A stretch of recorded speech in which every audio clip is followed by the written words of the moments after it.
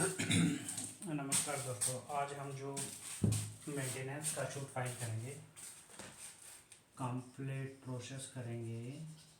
किसका जो कोर्ट में होता है वो प्रोसेस करेंगे हम, कंप्लीट प्रोसेस फॉर मेंटेनेंस। ठीक है, यानी कि हम सिलेबस के पॉइंट ऑफ व्यू की बजाय प्रैक्टिकली जो कोर्ट में होता है उसको ज़्यादा डिस्कस करेंगे। कैसे कैसे कर सकते हैं भाई। मेंटेनेंस क्या होता है, जो वाइफ डिमांड करती है फूड की, शेल्टर की, क्लॉथ्स की, अगर उसकी कोई मेडिकल फैसिलिटी चाहिए, वो सारे मेंटेनेंस में आते हैं। और कोर्ट जो मेंटेनेंस देता है वो मनी के रूप में देता है। ठीक है, तो मेंटेनेंस कितने तरह से फाइल किया जा सकता है देखते हैं। पहला CRPC सेक्शन 125 CRPC 73। ठीक है, दूसरा सेक्शन 24 हिंदू मैरिज एक्ट 1955।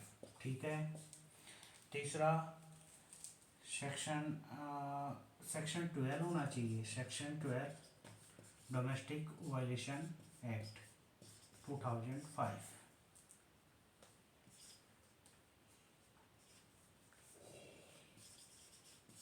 ठीक है, उसके अलावा section 18 to 23 Hindu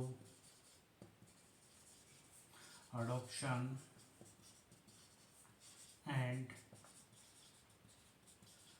maintenance act 1956। ठीक है, अब जो मुस्लिम हैं वो section 5 of Muslim protection of Muslim women Muslim marriage act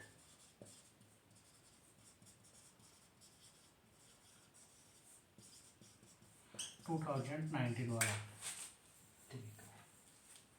ठीक है, उसके अलावा जो जैसे अदर कास्ट अदर रिलीजन के बंदे मैरिज करते हैं तो वहाँ पर अप्लाई होता है स्पेशल मैरिज एक्ट।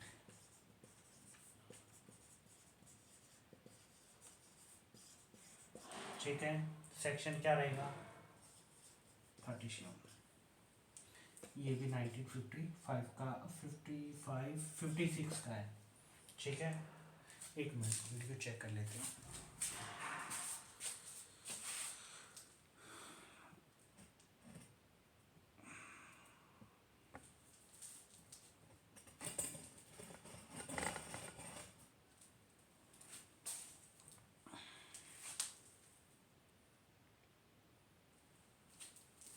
ठीक है जी, अब हम जो मेंटेनेंस का शूट फाइल करेंगे वो कैसे करेंगे देखते हैं जरा। देखो, सबसे पहले मेंटेनेंस शूट फाइल करने के लिए शादी होना ज़रूरी है। वाइफ ज़रूरी नहीं कि हस्बैंड से ही फाइल करे मेंटेनेंस ले। अगर हस्बैंड के पास सफिशिएंट मीन नहीं है तो वो अपने हस्बैंड के फादर यानी अपने ससुर से भी मेंटेनेंस फाइल कर सकती है। ठीक है, अब देखो, सबसे पहले मेंटेनेंस के लिए भाई मैरिज होना ज़रूरी है। मैरिज हो गई, हस्बैंड वाइफ। ठीक है, अब कुछ दिन सही चलता रहा और उसके बाद में फाइट शुरू हो गई। अब जो हम कोर्ट के अंदर जो ड्राफ्टिंग करेंगे उसके अंदर मेंशन करते हैं 3rd या 4th पॉइंट के अंदर कि जो डिस्प्यूट अराइज हुआ वो कैसे हुआ। अब इस तरह से, जैसे फॉर एग्जांपल शादी के बाद झगड़ा हो गया दोनों का, मोस्टली वुमेन क्या करती है, अपने पेरेंट्स को कॉल करेगी। पेरेंट्स को कॉल करने के बाद वो कहाँ चली गई, अपनी मायके चली गई। मायके जाकर वहाँ के जो नज़दीकी पुलिस स्टेशन है वहाँ पर भी 498A FIR करवा सकती है, या जहाँ वो अपने हस्बैंड के साथ रह रही है वहाँ पर भी FIR करवा सकती है। यानी कि जब हस्बैंड वाइफ का डिस्प्यूट चलता है तो हस्बैंड के ऊपर एक नहीं 3 शूट एक साथ चलते हैं। कितने? वाइफ शूट फाइल करेगी तीन। कौन कौन सा? सबसे पहले कर दिया भाई, जैसे ही लेने आए 498 FIR क्रिमिनल टाइम, ठीक है। दूसरा CRPC 125 मेंटेनेंस। तीसरा सेक्शन 12 डोमेस्टिक वायलेशन एक्ट। यानी कि कॉम्बो मिलता है हस्बैंड को, एक के चक्कर में तीन तीन मुकदमे हो जाते हैं, ठीक है। तीनों मुकदमे एक साथ चलते हैं। चलो मुकदमे चला दिए हमने। अब सबसे पहले पहला क्या चला? FIR। FIR क्या है? FIR में क्या चलेगा? Criminal case. क्रिमिनल केस क्या होता है? RCT, regular criminal trial.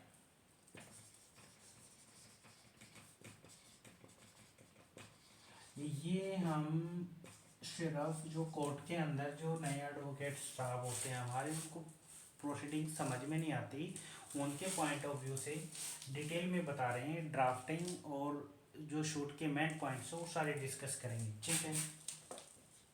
Section 12 domestic violation act and section 125 CRPC, ये चलेंगे।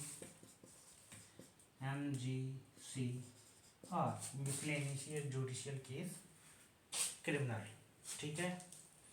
तीनों अलग अलग चल पड़े, तीन मुकदमे एक साथ आ गई।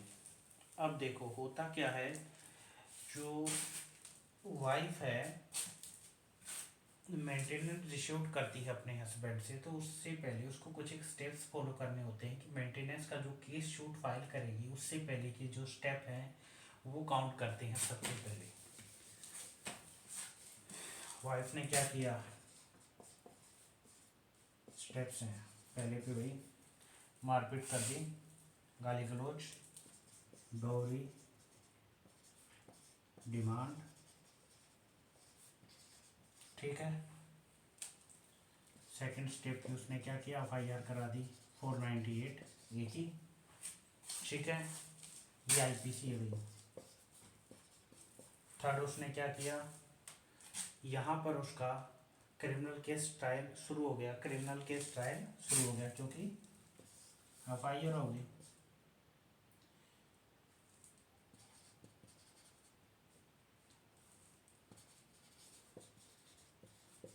ट्रायल, ठीक है।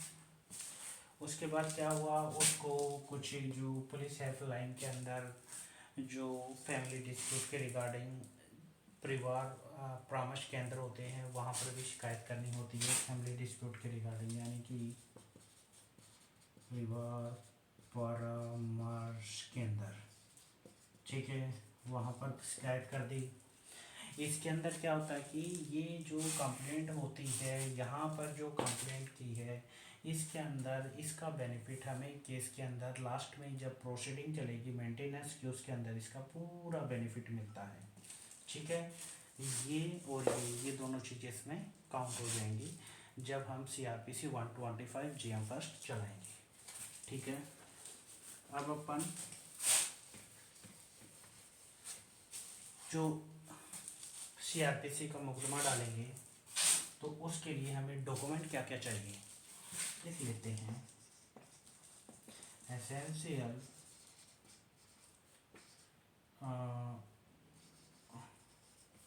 फॉर CRPC 125 क्या होगा, सबसे पहले मैरिज कार्ड, जो शादी का कार्ड है ना जो गिफ्ट में देते हैं, और जो इनविटेशन कार्ड होता है वो। दूसरा फोटोग्राफ किस किस का होगा, हस्बैंड और वाइफ दोनों साथ होने चाहिए, बोथ यानी शादी वाले। तीसरा इनकम ऑफ हस्बैंड,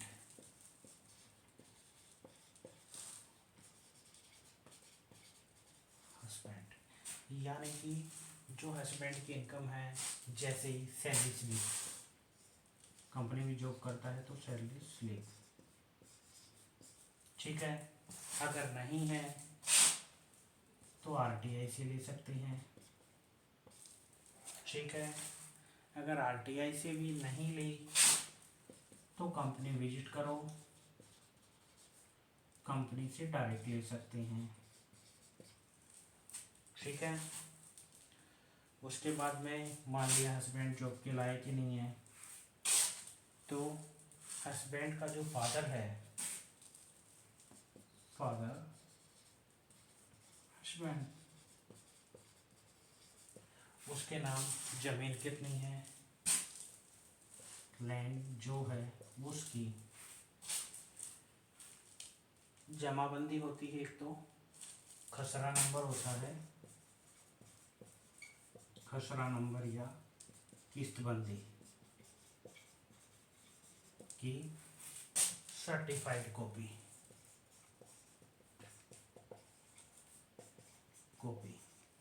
ठीक है, कौन देगा, तहसीलदार साहब देंगे भाई। ठीक है, उसके बाद जो वाइफ है उसका आइडेंटिटी कार्ड, यानी कि आधार कार्ड हो सकता है, और अगर वो चाइल्ड है या चिल्ड्रन है तो उनका भी आईडी कार्ड होगा। ये डॉक्यूमेंट हमें पहले इकट्ठे करने हैं। जैसे ये इकट्ठे होंगे तो हम क्या करेंगे, ये सभी डॉक्यूमेंट CRPC 125 के तहत हम कोर्ट में पेश करेंगे। कोर्ट में पेश करने के लिए सबसे पहले हम ड्राफ्टिंग करेंगे, तो CRPC 125 की ड्राफ्टिंग कैसे करते हैं वो देखते हैं। पहले एक बार स्क्रीनशॉट ले लो।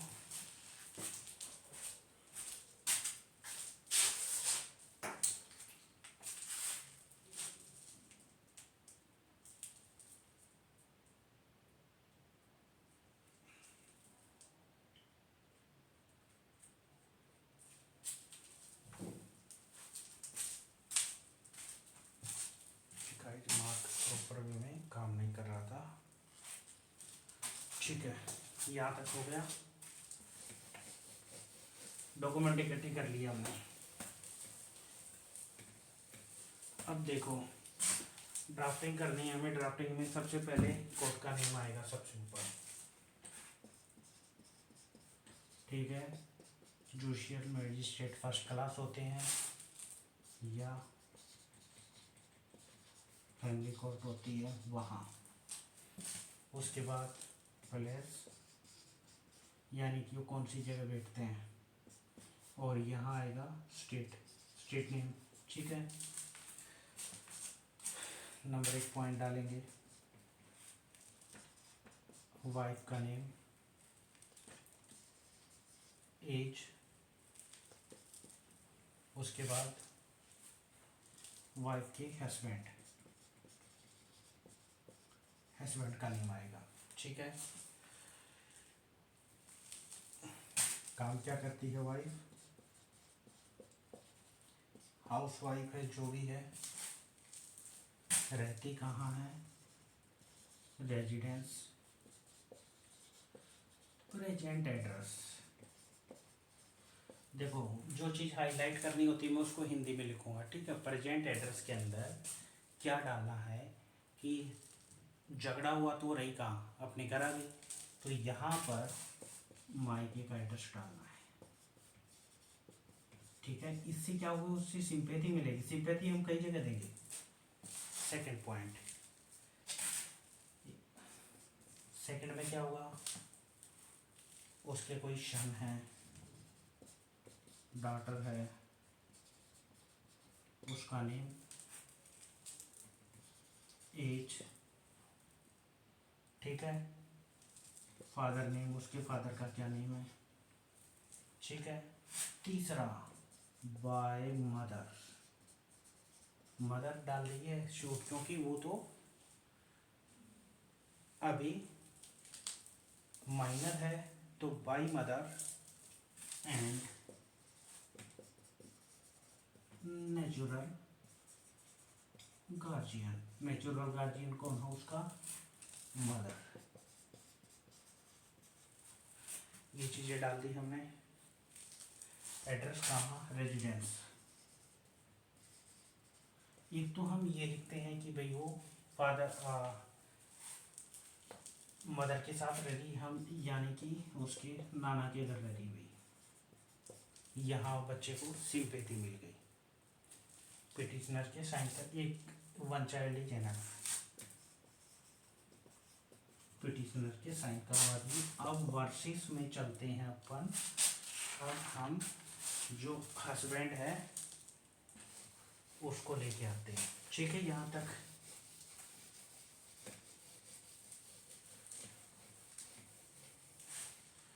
जो हस्बैंड का क्या होगा भाई? नेम, ठीक है, एज, फादर नेम, प्रोफेशन मतलब क्या काम करता है, रेजिडेंस क्या है, प्रेजेंट एड्रेस क्या है। ठीक है, यहाँ रेजिडेंस में उसका एड्रेस डाल दे, प्रेजेंट एड्रेस में कंपनी का एड्रेस भी डाल सकते हैं अगर वो एम्प्लॉई है तो। हमें बेनिफिट मिल जाएगा जब हम सामान इशू करेंगे। ठीक है, अच्छा जी, ये सारी चीज़ हो गई। अब हम लिखेंगे petition under CRPC under section 125 CRPC। ठीक है, पूरा लिखना है। अब क्या करना है, ये डालने के बाद में जो पॉइंट एक है, पॉइंट एक के अंदर लिखना है मैरिज डेट, कब हुई शादी, कब तक साथ रहे, साथ कब तक रहे। ठीक है, कोई दिक्कत नहीं थी, कहाँ रहे, वेयर। ठीक है,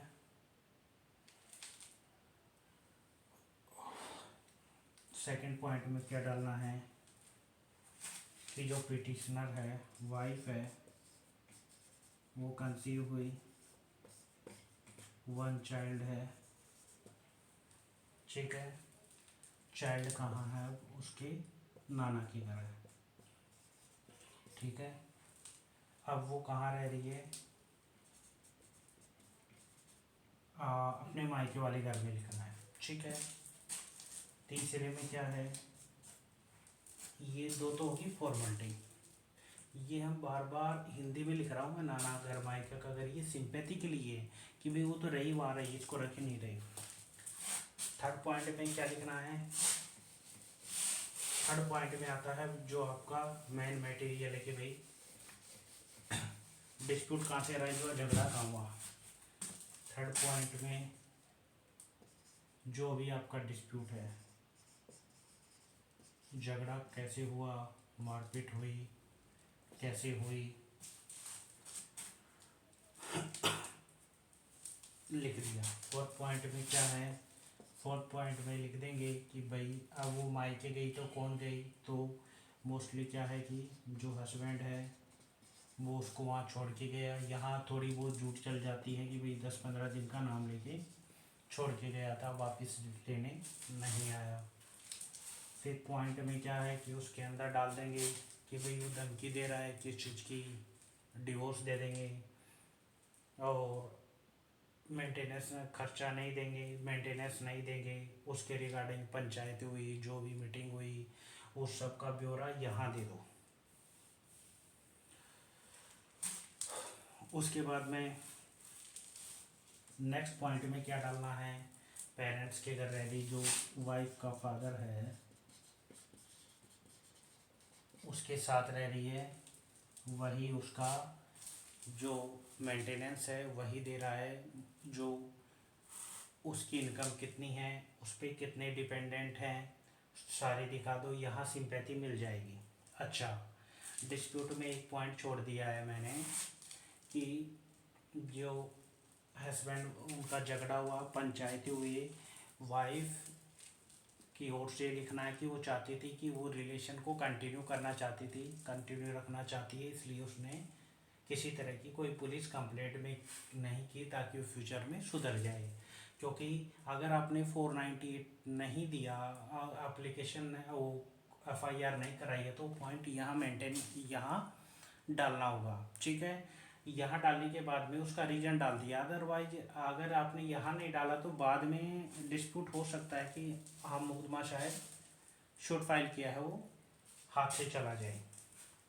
अब देखो, फादर मजदूरी करता है, इतने हैं, वो है। नेक्स्ट पॉइंट में जॉब नहीं मिल रही मुझे, बच्चे को अगर पढ़ी लिखी है तो डाल देगी कि मुझे जो डॉटर है उसको मेंटेन करना होता है, उसकी केयर करनी होती है, तो वो जॉब भी पे भी नहीं जा सकती है। और टोटल खर्चा मांग लिया भाई, एक्सपेंसेस। चलो 7000 काफ़ी है, 7000 मांग लिए उसने। उसके बाद में यहाँ जो हस्बैंड है, सेकंड लास्ट पॉइंट में उसकी सैलरी बता दो, खेती है तो कितनी फसल है, कितनी इनकम हो उससे। प्लेस पे साइन हो जाएंगे, एडवोकेट साहब उनके साइन हो जाएंगे, पिटिशनर के साइन हो जाएंगे। ठीक है, अब देखो ये तो था अपना मेंटेनेंस का। अब यहाँ तक डाल दिया हमने।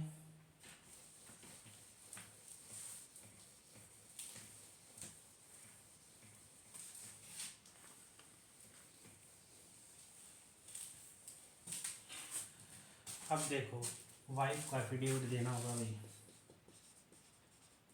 एफिडेविट में क्या लिखना है कि जो मैंने ऊपर बताया वो सब कुछ सही सही है, मैं इसको समझती हूँ, अगर मैंने कुछ किया तो I will be liable for IPC under section 191, 193, 199 and 209।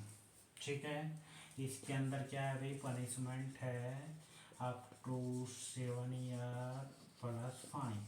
ठीक है, एक सुप्रीम कोर्ट का जजमेंट आया है, रजनीश वर्सेस नेहा का केस है, क्रिमिनल अपील नंबर है जो अपनी वो है 730 और 2020 का है ये। ठीक है, इसके अंदर क्या है कि एक एफिडेविट और देना होगा पिटिशनर को, वाइफ को जो मेंटेनेंस मांग रही है उसके अंदर पूरी डिटेल होगी, ये वाली चीज़ वहाँ पर भी लिखनी होगी, यानी 2 एफिडेविट देने होंगे। अच्छा जी, दूसरे एफिडेविट में क्या होगा, जो सुप्रीम कोर्ट वाला देना होगा। पहली बात, इसका एक पर्टिकुलर फॉर्मेट है, कुछ नहीं है। सबसे पहले आई डॉटर ऑफ पर्सनल डिटेल होगी, फिर ए कॉलम में क्या डालना है, पर्सनल इंफॉर्मेशन। ठीक है,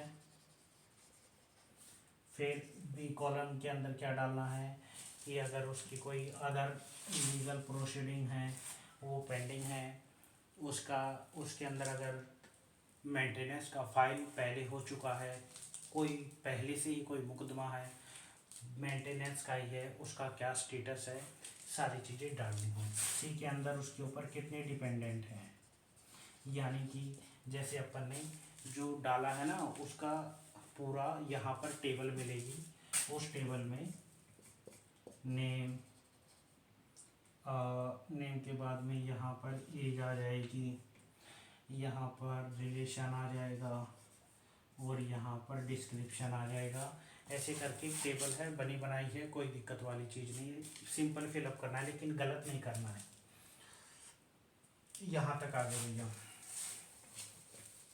सी तक आ गए। अब डी के अंदर क्या डालना है, डी पॉइंट में हम डालेंगे कि अगर वो सेल्फ एम्प्लॉयड है, कौन, यहाँ बात हो रही है वाइफ की, ठीक है, या बिजनेस करती है, उसका कंप्लीट डिस्क्रिप्शन आएगा। ठीक है, डी ई के अंदर क्या है कि भाई फादर के घर रह रही है, इफ़ फादर है वो फार्मर है, तो उसकी जो लैंड है उसमें कितनी एग्रीकल्चर लैंड है, कितनी पे क्रॉप होती है, कितनी फसलें लेते हैं, जो जो कितना उसके अंदर अर्निंग होती है। ऑलमोस्ट कोई ऐसा ही वैल्यू डालनी है जो रीजनेबल हो। ठीक है। एफ के अंदर क्या आएगा कि पहले से अगर उसकी दूसरी वाइफ भी है, कोई अदर स्पाउस है, दूसरी वाइफ है या हस्बैंड है, उसका क्या स्टेटस है। जी के अंदर जैसे वाइफ है, रिच फैमिली से बिलोंग करती है, शहर में कोई फ्लैट है और कुछ है, उसका रेंट वगैरह आता है, उसका कंप्लीट उसको ब्यौरा देना होगा। लास्ट में आएगा डिक्लेरेशन।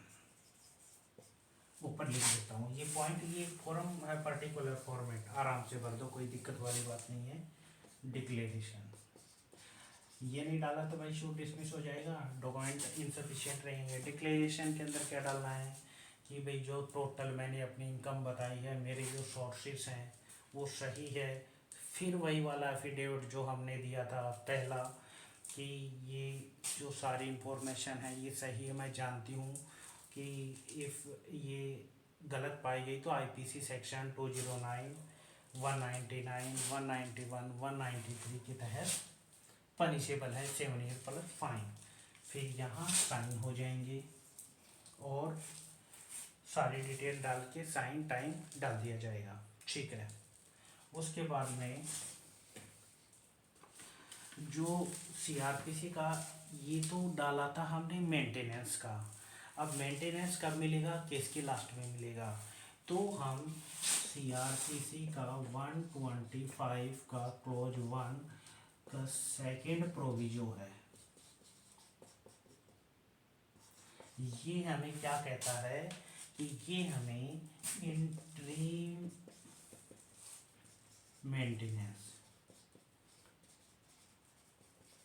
मेंटेनेंस का प्रावधान है। और ये मेंटेनेंस कोर्ट को केस फाइल होने के विद इन 60 डेज देना होता है। अच्छा, जो हमने पहले वाले मेंटेनेंस की जो ड्राफ्टिंग की थी, कॉपी पेस्ट यहाँ करनी है, सारी चीज़ें वही लगेंगी। ठीक है। अब देखो इसके अंदर जो सेकंड प्रोविजो में कहाँ, ये वही लगेगा जो अपना जेएम फर्स्ट या फैमिली कोर्ट में लगेगा। अब देखो दोनों के डॉक्यूमेंट हो गए, क्या क्या हो गया अपने पास भाई, CrPC 125 plus CrPC 125 close 1 second proviso, ये हो गया अपना क्या, एंट्री मेंटेनेंस दोनों के डॉक्यूमेंट हमने क्या किया, प्लस और डॉक्यूमेंट्स। ठीक है। दोनों एफिडेविट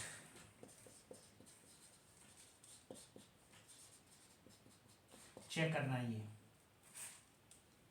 कहाँ देने हैं, ये सभी डॉक्यूमेंट हम कोर्ट में देंगे, उनको चेक किया जाएगा। चेक करने के बाद हमें केस नंबर मिलेगा जिसको एनजेसीआर नंबर बोलेंगे हम। ठीक है। अब ये नंबर मिलने के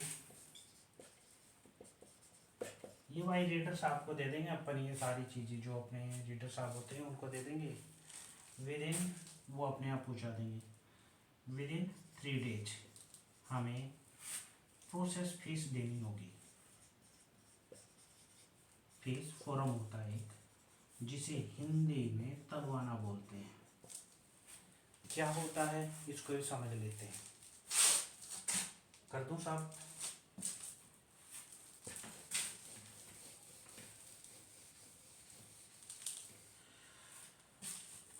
इसमें भाई सबसे फुल पहले होगा कोर्ट का नेम, जगह जगह कोर्ट की स्पेलिंग आज गलत लिखी हमने, जेएम फर्स्ट और फैमिली कोर्ट। ठीक है। वही प्लेस और स्टेट। उसके बाद में वाइफ वर्सेस हस्बैंड, जो भी नाम है वो डाल देंगे।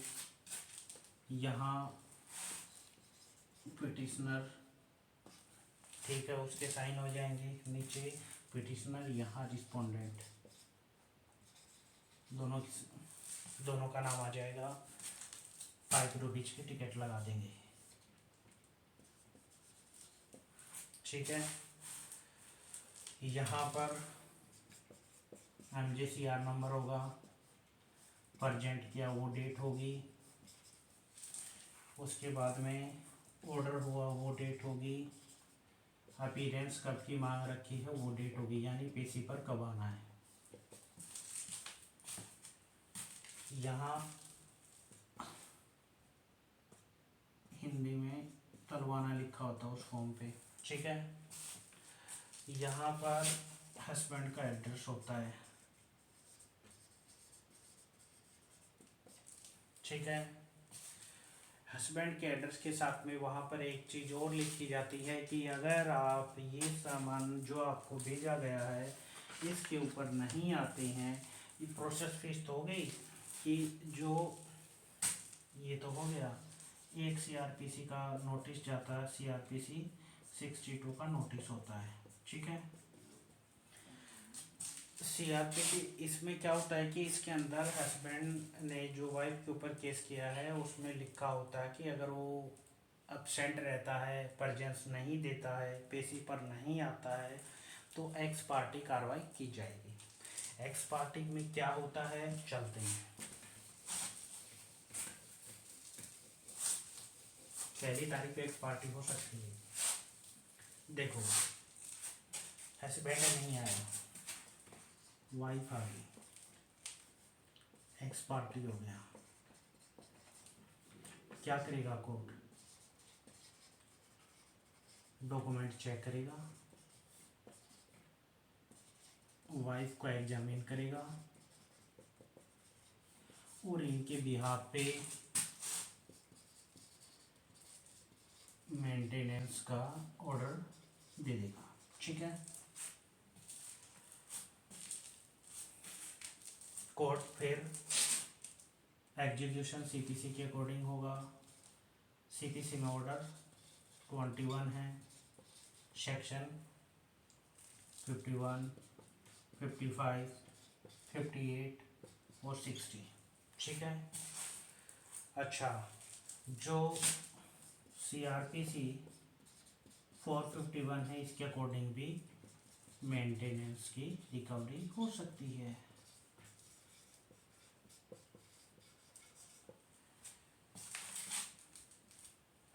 यहाँ तक क्लियर।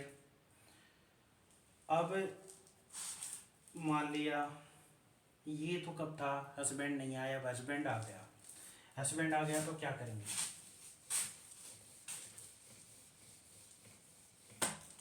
यदि हस्बैंड आता है तो हस्बैंड प्रेजेंट है, अपीयर है, तो उसको कॉपी ऑफ और डॉक्यूमेंट की देंगे, ठीक है। दूसरा, आंसर देने होंगे किसमें, रिटर्न में, ठीक है। तीसरा, आंसर के अंदर वो क्या है, कंप्लीट डिस्क्रिप्शन देगा।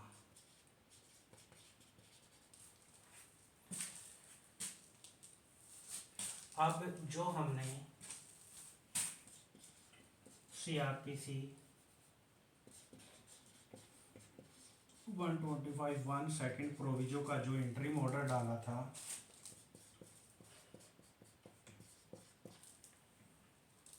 वो तो कोर्ट को डिसाइड करना होता है, क्योंकि उसका टाइम कितना है, विदिन 60 डेज है।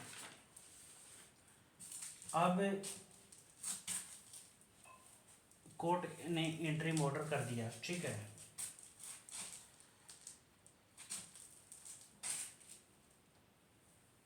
हमने क्या किया था, तलवाना दे दिया, कोर्ट का ऑर्डर दे दिया। कोर्ट के ऑर्डर के बाद में अब सीआरपीसी का हस्बैंड परजेंट आ गया। परजेंट के बाद में उसको डॉक्यूमेंट दे दिए। डॉक्यूमेंट के बाद में उसने आंसर शीट फाइल कर दी। कोर्ट को लगता है कि भाई मेंटेनेंस देना चाहिए। एंट्री मेंटेनेंस यानी कि जो मुकदमे के बीच में दिया जाता है, छूट फाइल होने के बाद में विद इन 60 डेज, वो वाला मेंटेनेंस दे दिया। अगर चाहेगा तो दे देता है, ठीक है। जो मेंटेनेंस दे दिया कोर्ट ने, एंट्री मेंटेनेंस, इसका क्या होगा भाई, हस्बैंड क्या करेगा, रिवीजन डालेगा किसमें, court of session, high court, supreme court, किसके रिगार्डिंग डालेगा, या तो उसको कम किया जाए या उसको डिसमिस किया जाए, अपने ग्राउंड उसके ऊपर देगा। अब एक्चुअल में क्या होता है कि जो ट्रायल चलता है कोर्ट के अंदर, कुछ पेशियों तक कोर्ट मीडिएटर का काम करता है। मीडिएशन प्रोसीडिंग चलती है, कोर्ट चाहता है कि कंप्रोमाइज हो, ठीक है, लिटिगेशन कम से कम हो, कोर्ट मीडिएटर की प्रोसीडिंग करता है। अगर मान लिया कि कोर्ट, ठीक है, मीडिएटर की प्रोसीडिंग करता है, दोनों पार्टी जाते हैं, इंटरिम ऑर्डर दे दिया, इंटरिम मेंटेनेंस दे दिया। सपोज मुकदमा लंबा चल रहा है, अब मान लो हस्बैंड ने वाइफ को जो मंथली इंस्टॉलमेंट देनी थी वो देनी बंद कर दी, तो उसकी रिकवरी हम CRPC 125 क्लोज 3 के तहत करेंगे। इसके अंदर क्या होता है कि मैक्सिमम 1 ईयर की कर सकते हैं, यानी कि भाई 1.5 साल से नहीं दे रहा, हम कोर्ट को अब बता रहे हैं, तो उसके अंदर 6 मंथ छोड़ जाएगा, 12 मंथ ही का ही आपको मेंटेनेंस मिलेगा, ठीक है। मान लिया नहीं देता है, हस्बैंड नहीं पेशी पर न आए, तो मैजिस्ट्रेट पेशी की वसूली के लिए क्या करेगा, नॉन अवेलेबल वारंट निकाल देगा, ठीक है। भाई मेंटेनेंस दे दिया, मान लिया मेंटेनेंस नहीं दिया, 12 मंथ का हो गया, हमने डाल दिया भाई मेंटेनेंस नहीं दे रहा। अब नहीं दे रहा तो इसको साफ कर सकता हूँ। देखो मेंटेनेंस नहीं दे रहा तो हमें क्या करना है, CRPC के जो सेक्शन हैं 70, 71, 72 एंड 73, ठीक है, इसके अकॉर्डिंग एक नॉन अवेलेबल वारंट, जिसको NBC कहते हैं, वो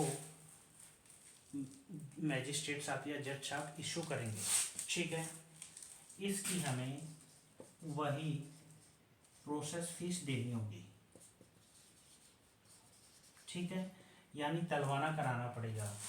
सेम चीज़ें वही रहेंगी, यहाँ केस की डिटेल होगी, ठीक है, नाम वगैरह, यहाँ पिटिशनर वगैरह हो गई, यहाँ तलवाना लिख दिया, ठीक है।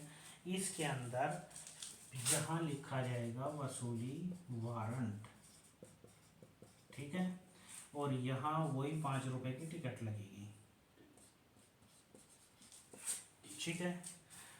यहाँ पर पूरा डिस्क्रिप्शन होगा कि आपके ऊपर इतनी तारीख से इतनी दिन तक इतने पैसे बनते हैं, ठीक है। और ये वारंट एग्जीक्यूट कौन करेगा, पुलिस करेगी। एड्रेस वगैरह सेम रहेगा, जो समन का तलवाना होता है या यहाँ वसूली वारंट लिखा मिलेगा। अब क्या होता है भाई,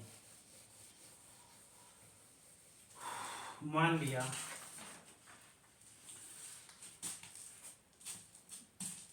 पुलिस वारंट लेके घर चली गई, मान के लिया जाएगी वारंट लेके, तो हमारे मानने से कोर्ट प्रोसीडिंग थोड़ी चलेगी, चली गई। अब हुआ क्या कि हस्बैंड था, घर पे मिल गया, अगर जो अमाउंट तलवाना में डाला था वो अमाउंट वो दे देता है तो उसको वहीं छोड़ देंगे। दूसरी बात, अगर पैसे नहीं देता है, पैसे नहीं देता है तो पुलिस क्या करेगी, उसको कोर्ट लेके आएगी। कोर्ट के अंदर जज साहब पूछेंगे, हाँ भाई पैसे कहाँ हैं, हम आपको शाम के 5 बजे तक का टाइम देते हैं, जमा करवा दो। फिर भी नहीं देता है, अगर वो दे देता है तो उसको छोड़ देंगे, फिर भी नहीं देता है तो उसको अंदर डाल देंगे।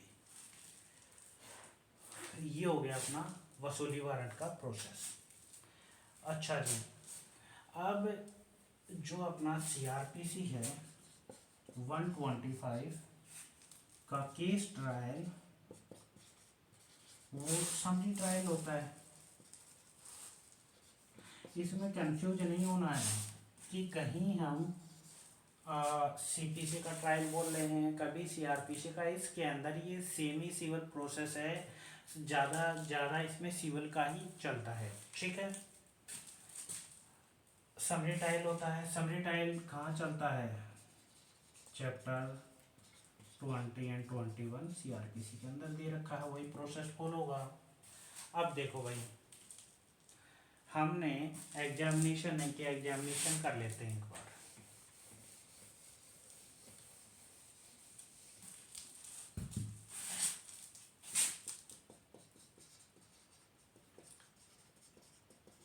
गवाही करवा लेते हैं,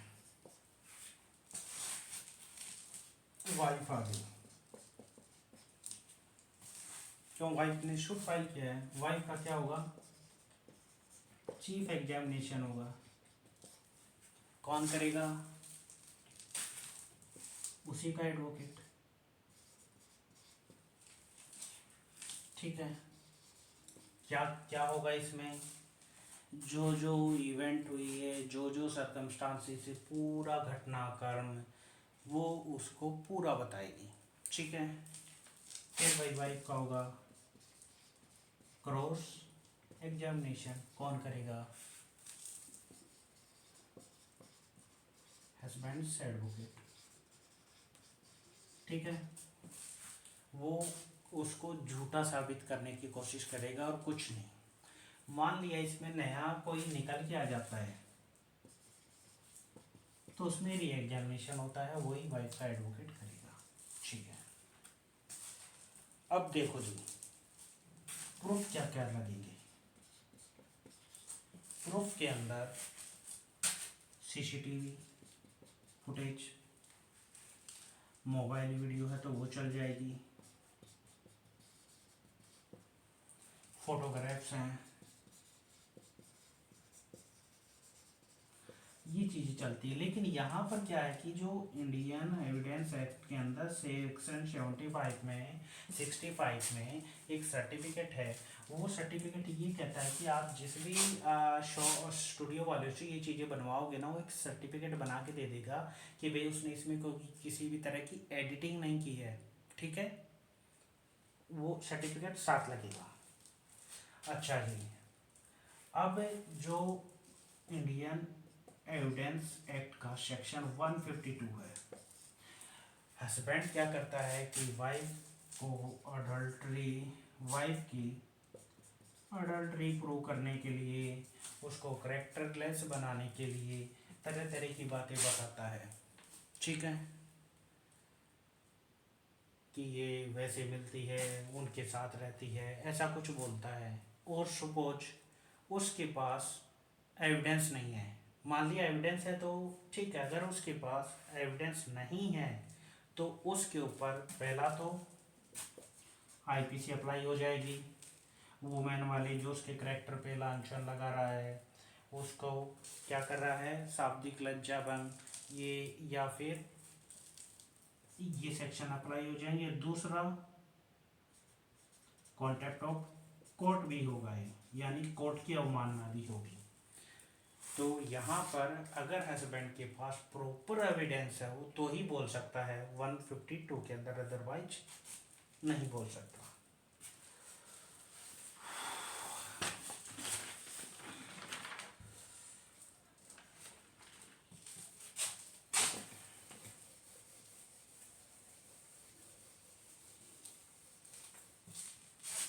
देखो जी,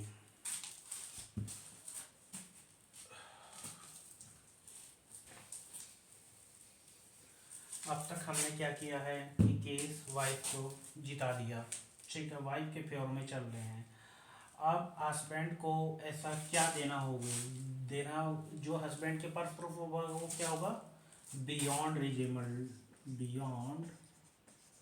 रीजनेबल डाउट।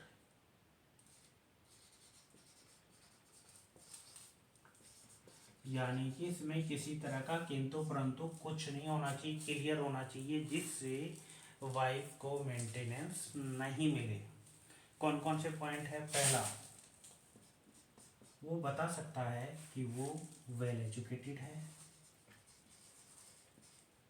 इसमें किसी तरह कोई डाउट नहीं होना चाहिए, भी प्रॉपर उसको डॉक्यूमेंट देने होंगे, वेल एजुकेटेड है, जॉब कर सकती है, खुद अर्निंग करने में कैपेबल है। दूसरा पॉइंट, उसके पास सफिशिएंट मीन्स है, यानी अमीर बाप की औलाद है, अपना मेंटेनेंस खुद कर सकती है, उसके एविडेंस देने होंगे। तीसरा,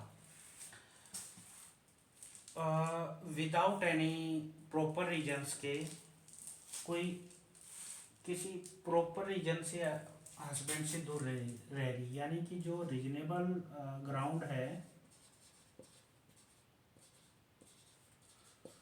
ऑन रीजनेबल ग्राउंड, वो हस्बैंड से अलग है।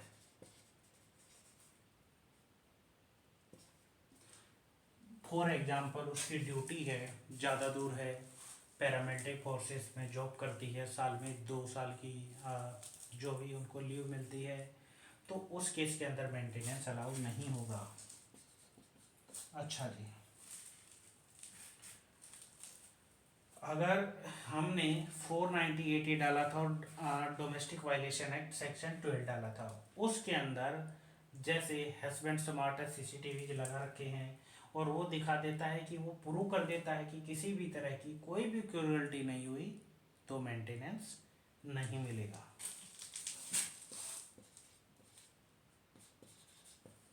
ठीक है, अब देखो, दोनों गए। अब मान लेते हैं कि उसको जो मेंटेनेंस मिला था वो बंद कब होगा, वाइफ को जो मेंटेनेंस मिला था वो बंद कब होगा, उसके ग्राउंड क्या होंगे। पहला तो अडल्ट्री का कोई भी प्रूफ हस्बैंड कोर्ट में दे देता है, 125 सब क्लॉज 4 CRPC। ठीक है, दूसरा, वही जो गवर्नमेंट जॉब वाला आपको अभी बताया था, प्रॉपर रीजन है अलग रहने का,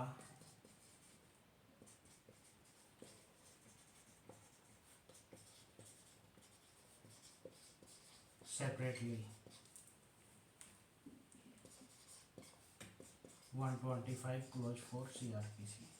ठीक है, तीसरा, अपनी मर्जी से अलग रह रही है। ठीक है, 4 पॉइंट, वो अपनी मर्जी से जो उसका मेंटेनेंस का राइट है वो उसको छोड़ देती है कि भाई मुझे मेंटेनेंस नहीं चाहिए। ठीक है, फिर अगर हस्बैंड के फेवर में section 9 Hindu marriage act restitution of conjugal right की डिग्री आ जाती है, यानी कि दोनों साथ रहने लग जाते हैं। या फिर हस्बैंड के पास section 13 Hindu marriage act divorce की डिग्री आ जाती है, तो डिवोर्स की डिग्री नहीं, उसने दूसरी शादी कर ली है कानूनी रूप से। ठीक है, गैर कानूनी रूप से उसने दूसरी शादी कर ली है, तो सेकेंड मैरिज, रीमैरिज, तो मेंटेनेंस बंद हो जाएगा। अब देखो, हम मंथली उसको इंस्टॉलमेंट में दे रहे हैं, मान लिया उसको 10 lakhs, 15 lakhs जो भी उसका अमाउंट है, यानी कि जो मैरिज के एक्सपेंसेस हैं या जो उसका टोटल, हम उसको सारा अमाउंट एक साथ ही दे देते हैं, तो उसके बयान लेने होंगे कि हाँ, कि वो फ्यूचर के अंदर किसी भी प्रकार की कोई भी इसके मेंटेनेंस से रिलेटेड या रिस्पोंडेंट्स के अगेंस्ट में कोई भी कार्रवाई नहीं करेगी।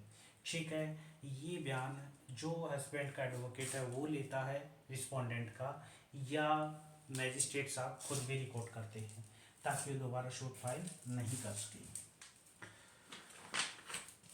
अच्छा जी, इस तरह से जो मुकदमा चलता है वो 4 टाइप से अपना शूट है वो 4 तरह से ख़त्म हो जाता है। पहला क्या है, केस डिसमिस हो गया, ठीक है। दूसरा क्या है कि लाइफ टाइम है वो इंस्टॉलमेंट में दे रहे हैं, ठीक है। तीसरा क्या है, कंप्लीट वन टाइम में दे दिया, ठीक है, जिसमें अभी बयान नोट किए थे। फोर्थ क्या है, हर सेल्फ लीव कर देती है, यानी कि खुद उसको छोड़ देती है राइट को। अब देखो, जो इसके अलावा जो अदर प्रोसीडिंग चलती हैं वो चलती हैं CRPC 127 की, CRPC 128 की। CRPC 127 में क्या है कि जैसे हमने चाइल्ड के रिगार्डिंग केस डाला था, केस लंबा चला, अब बड़े हो गए बच्चे, तो उसका खर्चा बढ़ गया, स्कूल की फीस हो गई, काफ़ी चीज़ें हो गई, तो उसके रिगार्डिंग वाइफ CRPC 127 के अकॉर्डिंग कोर्ट में उसको मेंटेनेंस को इंक्रीज करने की डिमांड रखती है, ठीक है, डिमांड करती है। इसी में सेम हस्बैंड भी अपने ग्राउंड देता है कि भैया गवर्नमेंट जॉब में लग गई है और कुछ है, दोनों इसके अंदर आ गए।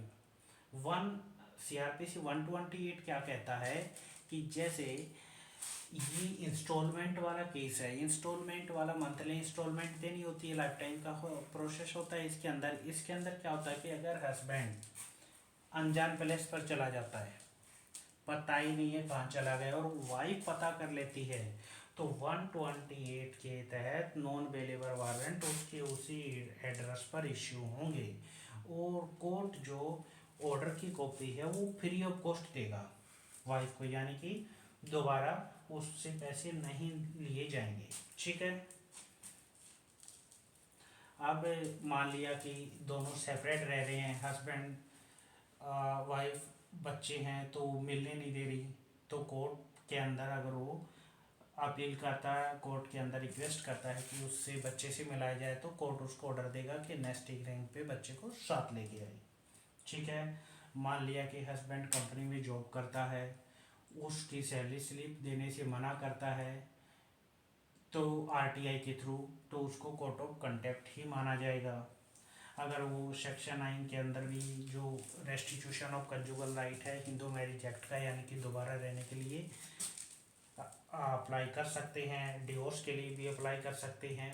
एक चीज़ और है जो CRPC 125 and section 12 domestic violation act है, ये इन दोनों में मेंटेनेंस है, तो ये अगर ये खारिज हो गया तो हम इसमें डाल सकते हैं, अगर ये रिजेक्ट हो गया तो इसमें डाल सकते हैं, ज़रूरी नहीं है कि एक से दूसरा मिले। धन्यवाद दोस्तों।